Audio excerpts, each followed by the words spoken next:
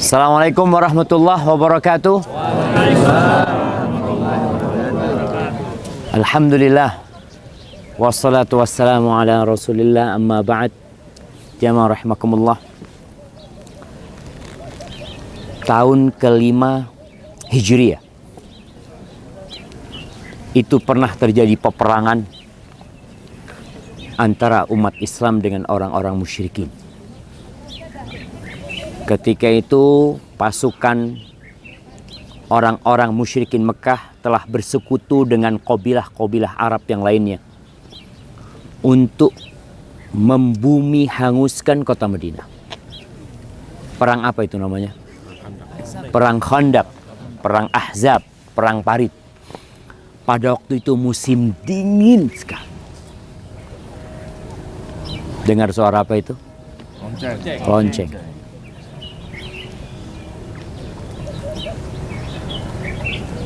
Ketika orang-orang musyrikin sampai ke kota Madinah dan musim itu musim dingin, tidak ada satupun buah kurma yang bisa dipetik. Maka orang-orang musyrikin mengepung kota Madinah selama 1 bulan dengan harapan mereka kelaparan atau mereka menyerahkan diri mereka. Dingin yang gak ketulungan. Kalau kita dingin, pakai jaket, makan banyak, insya Allah hangat. Di akhir kehancuran pasukan musuh, Nabi SAW ketika menggali Khandaq itu perutnya sudah dilapisi pakai batu. Kenapa dikasih batu? Supaya nggak mah. Supaya yang namanya lambung itu nggak gerak terus kosong, jadi diikat sama batu. Para sahabat pun seperti itu. Malam hari kehancuran orang-orang musyrikin, Nabi SAW lagi sholat. Semua sahabat sedang kedinginan. Beliau sholat lalu mengatakan SAW, "Man ya'tini bi khabaril qaum yakunu rafiqi fil jannah." Siapa yang datang bawa informasi tentang orang-orang musyrikin, sedang ngapain mereka sekarang, dia akan bersamaku di surga. Itu satu pun sahabat nggak ada yang berdiri. Mereka kedinginan. 3 kali Rasul SAW mengatakan itu, nggak ada satupun yang berdiri. Lalu beliau mengatakan, "Qum ya Hudzaifah." Hudzaifah, bangun. Kalau sudah disebut nama berarti harus taat. Tapi ketika perintah umum, ya umum perintahnya, siapa yang mau. Karena mereka nggak ada berangkat. Hudzaifah bangun, kata Hudzaifah, subhanallah. Ketika aku berdiri melaksanakan perintah Nabi SAW, seakan-akan aku baru keluar dari sauna.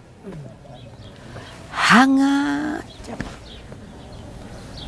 Kenapa? Karena dia sedang melaksanakan perintah Allah dan Rasul.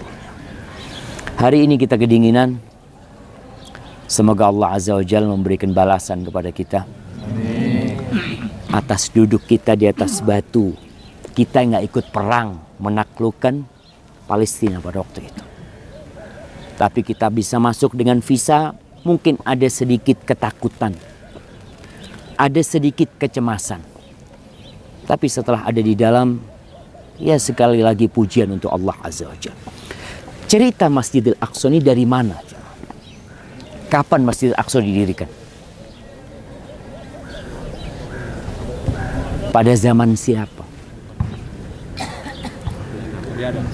Nabi Adam. Ya. Ketika Rasulullah SAW ditanya, apa sih rumah tempat ibadah yang pertama kali diletakkan di muka bumi ini? Ka'bah. Inna awwala baitin wudi'a linnas lalladzi bi Bakkah. Bakkah itu nama lain untuk kota Mekah. Itu yang pertama. Kemudian yang kedua, Masjidil Aqsa. Kam kana bainahuma? Nabi SAW ditanya, berapa antara jarak peletakan Mekah, Ka'bah dan Masjidil Aqsa? Berapa tahun? 40 tahun. Kalau ada mungkin yang membaca bahwasanya yang membangun Masjidil Aqsa adalah Nabi Sulaiman. Yang dilakukan oleh Nabi Sulaiman kira-kira sama dengan yang dilakukan Nabi Ibrahim, yaitu meninggikan bangunannya. Sedangkan pondasinya sudah ada. Tapi kemudian Masjidil Aqsa dikuasain oleh orang-orang musyrikin. Jamaah kemarin lewat yang namanya lembah Jahannam. Iya, lewat enggak? Yang ada lembah di bawah yang hijau, yang dikatakan ini Wadi Jahannam. Kenapa disebut Wadi Jahannam?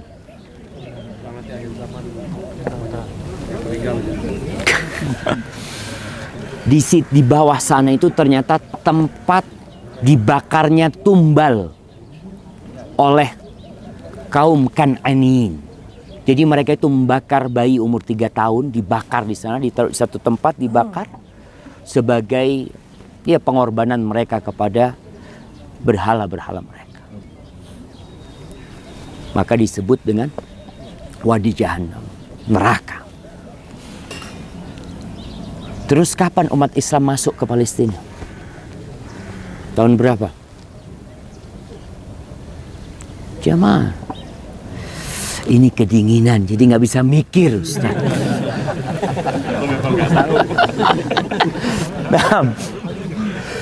Nah, tahun berapa? Ana juga kedinginan.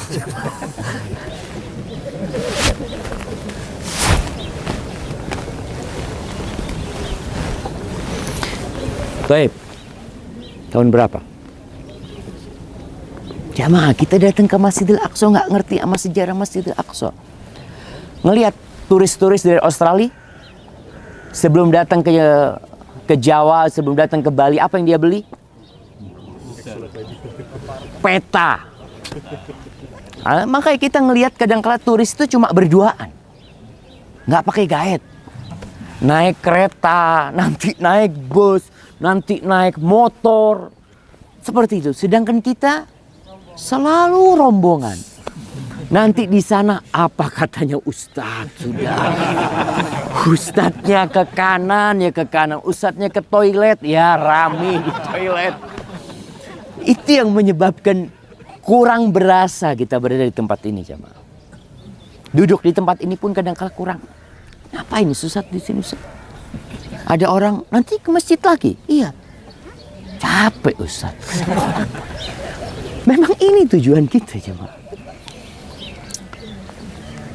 Kira-kira pada tanggal 13 Ramadan tahun 15 Hijriah, Umar bin Khattab radhiyallahu taala anhu datang ke tempat ini.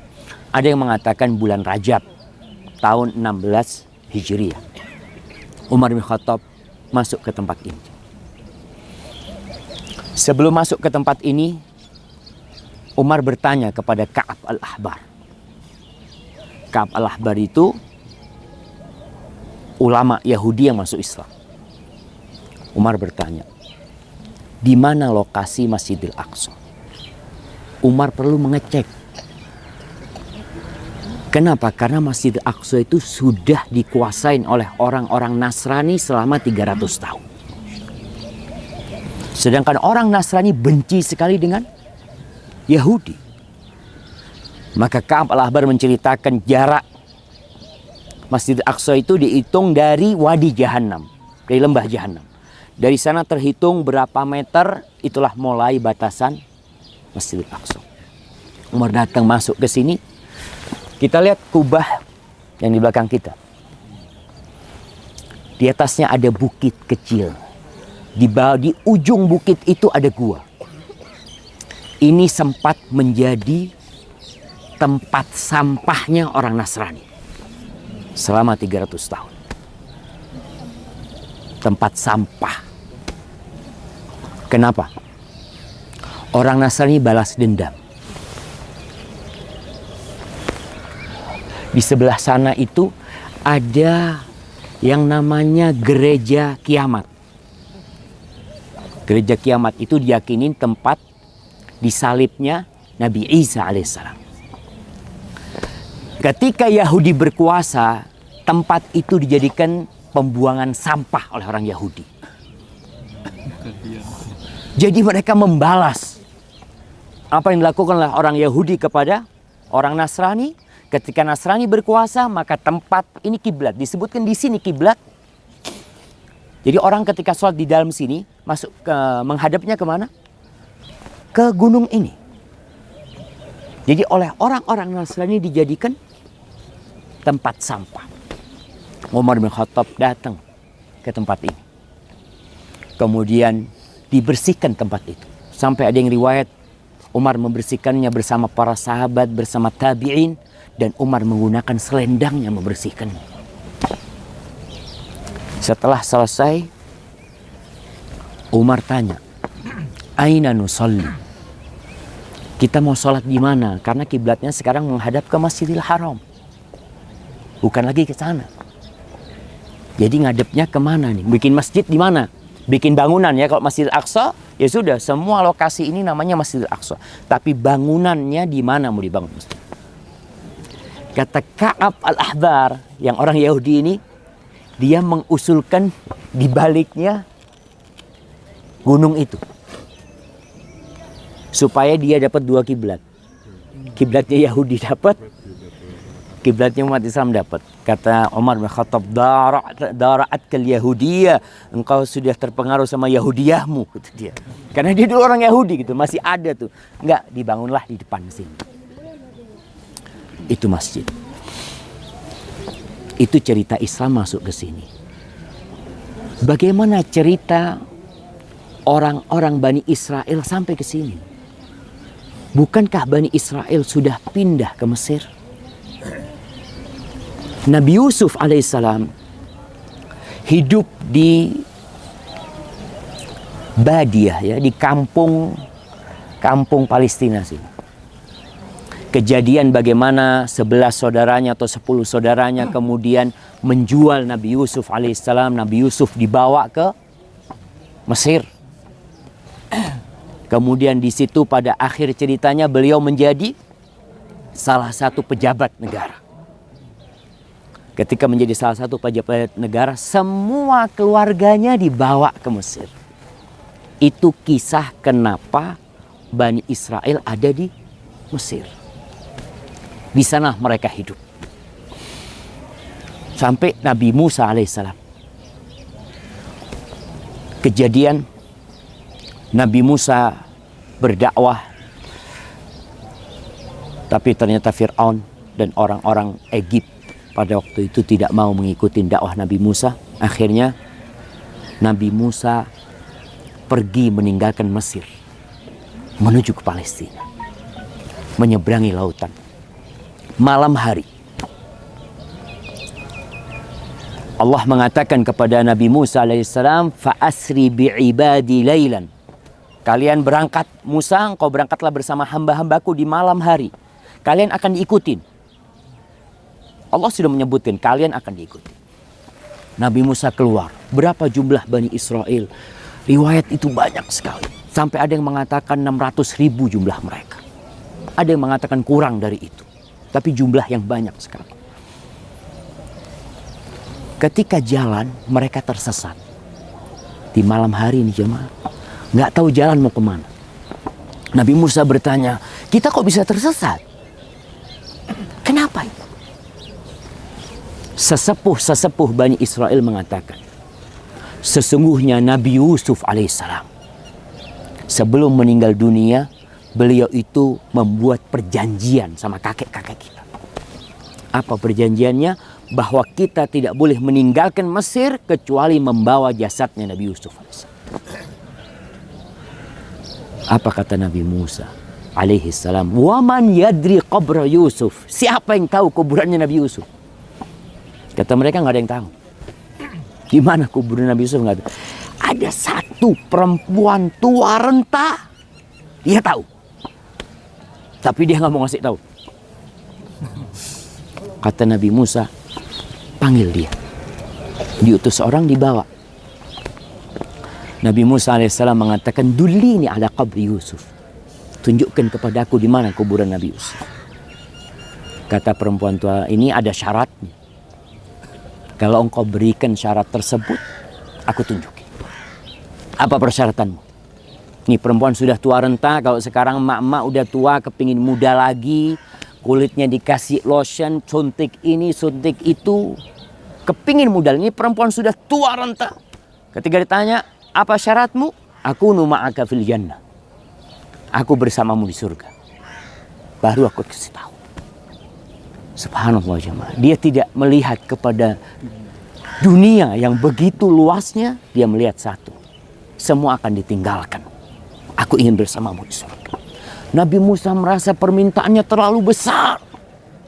Hanya untuk menunjukin kuburan Nabi Yusuf. Tapi kalau nggak ditunjukin kuburan Nabi Yusuf, nggak bisa mereka meninggalkan Mesir. Akhirnya Allah mewahyukan kepada Nabi Musa, berikan syarat dia. Dikasih syarat. Akhirnya ditunjuk sebuah tempat. Ada genangan air jemaah. Di Mesir itu. Tunjukkan. Keringkan tempat ini. Lalu gali tempat ini. Digali. Dan dapat jasadnya Nabi Yusuf alaihissalam. Karena tanah itu tidak memakan jasadnya para nabi. Ketika diangkat. Jalan menuju ke pelarian itu jemaah. Seperti siang hari. Mereka berangkat. Subhanallah. Terus berjalan ketika masuk pagi hari. Mereka menjumpai lautan. Mereka mengatakan, Musa, habis kita sudah. Kenapa? Ternyata Fir'aun udah nyampe juga. Bersama bala tentaranya. Yang ini jalan kaki, ada orang tua-tua, ada orang yang lemah berangkat, nggak bisa cepat. Kalau yang namanya Fir'aun, mereka tentara-tentara yang berangkat. Sehingga bisa lebih cepat lagi mereka. Falamma tara al-jam'an, qala ashabu Musa inna lamudrakun. Ketika mereka saling melihat sudah. Jadi pasukan Fir'aun melihat dan kaumnya Nabi Musa ngelihat, aduh, habis kita sudah. Tapi seorang mukmin harus yakin sama Allah Azza wa Jalla. Ketika Allah memerintahkan, pasti ada jalan. Apa kata Nabi Musa alaihissalam? Memang di depan lautan. Di belakang pasukan. Tapi ada Allah Azza wa Jalla yang bersama kita. Nabi Musa mengatakan, kalla, nggak mungkin. Mereka nguasain kita, nggak mungkin. Inna ma'aya rabbi sayahdin. Bersamaku ada Rabbku yang akan memberikan petunjuk kepadaku. Kita ini kadang-kadang dalam kehidupan ini nggak yakin. Ragu. Sama Allah Azza wa Jalla. Sama kekuatan dan kebesaran Allah Azza wa Jalla. Kita lihat kaumnya Nabi Musa ragu. Tapi ada Nabi Musa alaihissalam yang meyakinkan mereka. Akhirnya Allah belah lautan. Mereka selamat. Setelah mereka selamat jemaah. Allah memerintahkan kepada mereka. Ada banyak cerita. Cerita turunnya Taurat nanti. Kemudian bagaimana Bani Israel menyembah patung-patung. Ya. Bukan menyembah patung. Menyembah patung dari sapi. Bentuk sapi. Kemudian setelah itu mereka diperintahkan untuk masuk ke Urshalim. Allah ceritakan hal ini di surat Al-Ma'idah. Nah, di surat Al-Ma'idah ayat 20 dan selanjutnya. Nabi Musa mengatakan kepada kaumnya, ya qaumi, wahai kaumku, udkhulul ardal muqaddasah. Masuklah kalian ke Holy Land. Bumi yang disucikan. Jadi mungkin kita mendengar Mekah itu Holy Land. Madinah Holy Land. Kemudian Masjid Aqsa Holy Land. Nah, betul. Tapi yang berbeda, Mekah dan Madinah itu tanah haram. Ingat, tanah haram. Kalau Masjidil Aqsa bukan tanah haram.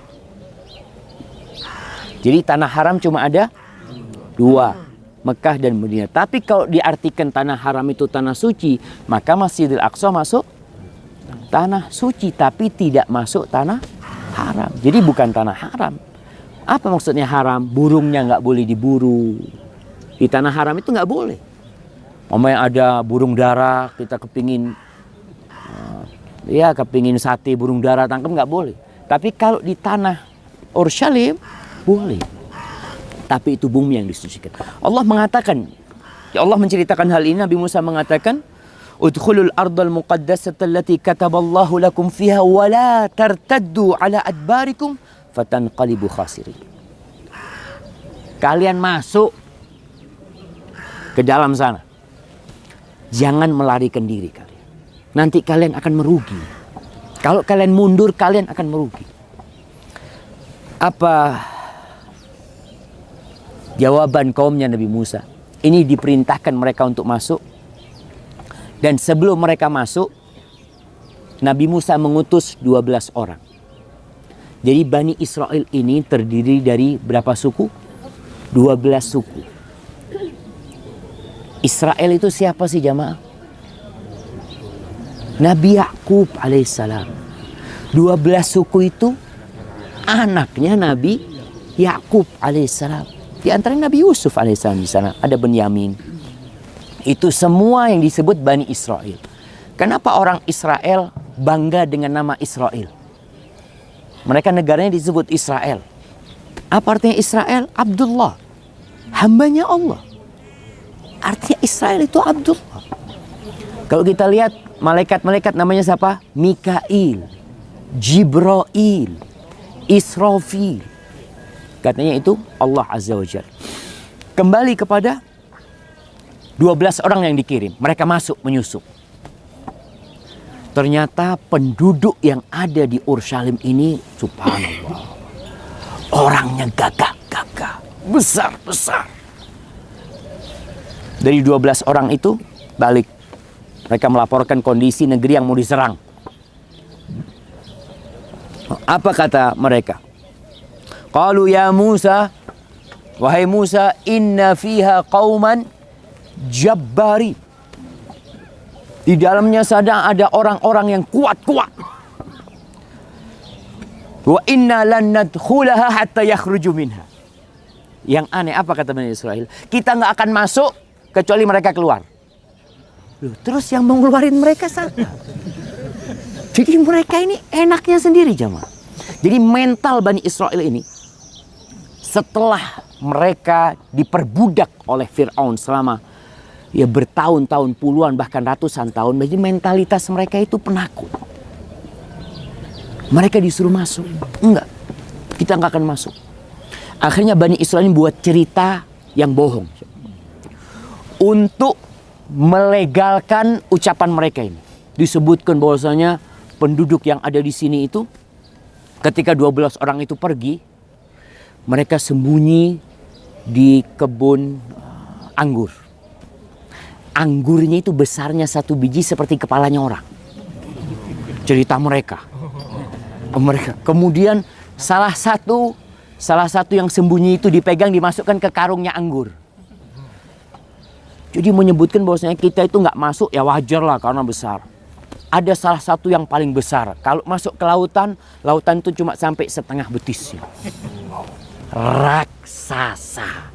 Jadi kalau antum dengar cerita orang-orang bikin film raksasa, itu ceritanya Bani Israel. Karena ketakutan mereka, ya orangnya besar-besar, nggak ada orangnya besar-besar. Udah selesai. Nabi Adam alaihissalam saja besarnya seperti apa? Situna dhira'an, 60 hasta, itu Nabi Adam. Gimana ceritanya Kan'anin ini laut cuma setengah betisnya jemaah. Jadi mereka bikin cerita yang bohong seperti itu untuk melegalkan kenapa mereka nggak masuk, supaya anak keturunan mereka itu tidak nyalahkan kakek-kakek mereka. Mereka mengatakan fa iya khuruju minha fa inna dakhilun. Kalau mereka keluar kita masuk. Qala rajulani minal ladzina yakhafun an'amallahu alaihim. Di antara 12 orang itu ternyata ada 2 orang yang beriman, yang takut sama Allah. Salah satunya disebutkan Yusha bin Nun. Dia mengatakan dia Yusha bin Nun. Dia ini yang ikut sama Nabi Musa bersama untuk menyumpai Nabi Khadir. Kan Nabi Musa bersama pemudanya, itu disebutkan Yusha bin Nun. Dua orang ini mengatakan, kalian masuk. Kalian diperintahkan untuk masuk. Fa idza dakhaltum fa innakum ghalibun. Kalian masuk menang, selesai sudah. Itu janji Allah. Nggak perlu mikirkan gimana. Jumlah mereka banyak, subhanallah jemaah. Ini benar-benar berbeda dengan ucapan para sahabat Nabi ketika perang Badar. Kita tahu 300 belasan orang itu keluar dari kota Madinah bukan untuk berperang. Untuk apa? Untuk menghadang kafilah dagang. Tapi ternyata kafilah dagangnya selamat, yang dijumpain mereka 1000 pasukan dari orang-orang Quraisy. Mereka mengatakan kemudian cerita ini, wa 'alallahi fatawakkalu in kuntum mu'minin. Dan bertawakallah kepada Allah kalau kalian beriman. Kalau kalian beriman, tawakal sudah, masuk sudah. Apa kata mereka? Qalu ya Musa, nggak ngomong sama dua orang ini, nggak dianggap dua orang ini. Mereka mengatakan qalu ya Musa inna lan nadkhulaha abadan madamu fiha. Musa, kami benar-benar sungguh-sungguh tidak akan memasukinya selama-lamanya, selama mereka di dalam. Sudah. Fadhhab anta wa rabbuka faqatila. Engkau berangkat sama Tuhanmu, perang sana. Faqatila innaha huna qa'idun. Kita tungguin di sini. Kalau kalian berdua menang, kita masuk. Ini Bani Israel seperti itu. Mereka penakut. Maka Allah sebutkan dalam Al-Quranul Karim, la yuqatilunakum jami'an illa fi quram muhassanatin aw min wara'i judur. Mereka tidak akan memerangi kalian kecuali mereka berada di kampung-kampung yang penuh dengan benteng atau dari balik tembok-tembok. Makanya kenapa Bani Israel menjadi orang yang paling giat memikirkan senjata? Karena mereka takut. Mereka harus membuat senjata yang mereka tidak tersentuh. Mereka masuk dalam tank ya, supaya orang nggak bisa nyerang mereka. Bagaimana mereka kalau bisa di rumahnya bikin senjata yang ini sampai ke kampungnya mereka. Subhanallah. Itu yang dilakukan oleh mereka. Terus qala Rabbi, Nabi Musa apa yang dikatakan? Mendapati kaumnya hanya 2 orang yang mau. Sisanya nggak mau. Berapa? Maka Nabi Musa mengatakan, qala Rabbi inni la amliku illa nafsi wa akhi. Fafruq bainana wa bainal qaumil fasiqin. Ya Allah, aku nggak memiliki kecuali diriku bersama saudaraku. Maka berikan hukuman atau keputusan antara kami dengan orang-orang fasik ini. Pisahkan kami sama mereka sudah. Akhirnya Allah memberikan hukuman. Apa hukumannya? Qal fa innaha muharramatun alaihim 40 sana yatihuna fil ardh. Sesungguhnya Urshalim ini, Palestina ini diharamkan buat Bani Israel selama 40 tahun. Haram mereka datang ke tempat ini. Terus bukan cuma haram, yatihuna fil ardh, dihukum juga mereka tersesat di bumi. Jadi Bani Israel itu yang kira-kira daerah tempat tersesatnya mereka itu, besok insya Allah kita akan ke Ariha, ke Jericho. Setelah Jericho sana mereka tersesat, nggak bisa mereka menjumpai tempat yang bisa di tempat tinggalin sama mereka. Mereka berangkat pagi jalan, sore sampai ke tempat mereka lagi jalan. Selama berapa tahun? 40 tahun. Dan Allah kemudian mematikan Nabi Harun alaihissalam, mencabut nyawanya dalam hukuman itu, supaya Nabi Harun nggak terhukum juga kalau harus seperti mereka. Dan Nabi Musa juga meninggal dunia. Ketika Nabi Musa meninggal dunia, ada kisah yang menakjubkan. Nabi Musa ini datengin orang yang mengatakan, engkau waktunya mati, kata dia. Kata Nabi Musa, langsung ditampar orang ini jemaah, sampai matanya itu lepas. Ternyata yang dikirim itu malaikat pencabut nyawa. Naik ke atas, Nabi Musa nggak tahu kalau dia malaikat gitu. Ada orang kayak orang mau apa? Mau bunuh dia atau apa? Akhirnya kembali kepada Allah, ya Rabbi, laqad arsaltani ila abdin la yuridul maut. Engkau kirim aku ke orang yang nggak mau mati. Karena para nabi itu tidak akan mati kecuali dikasih tawaran. Semua nabi tidak dicabut nyawanya kecuali engkau masih mau hidup atau mau meninggal dunia. Nabi kita Muhammad alaihissalam sama. Juga ditanya. Turun malaikat mencabut nyawa, ngomong sama Nabi Musa. Sekarang udah malaikat, tidak ngomong sama Nabi Musa. Kata dia, engkau, kalau engkau masih mau hidup, letakkan tanganmu di kulitnya sapi jantan. Dengan setiap rambut, setiap bulu yang tertutup dengan tanganmu, engkau dapat tambahan 1 tahun. 1 tahun. Berarti sejumlah itu.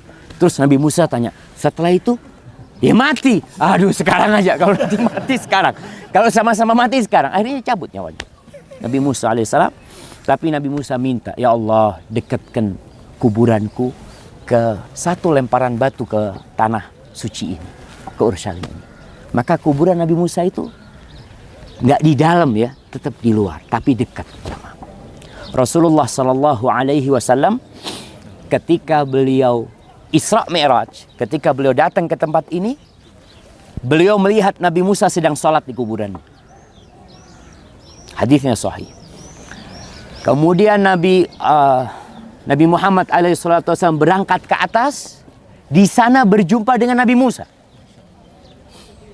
Ketika turun ke bawah, beliau jadi imam di masjid ini, mengimamin para nabi semua.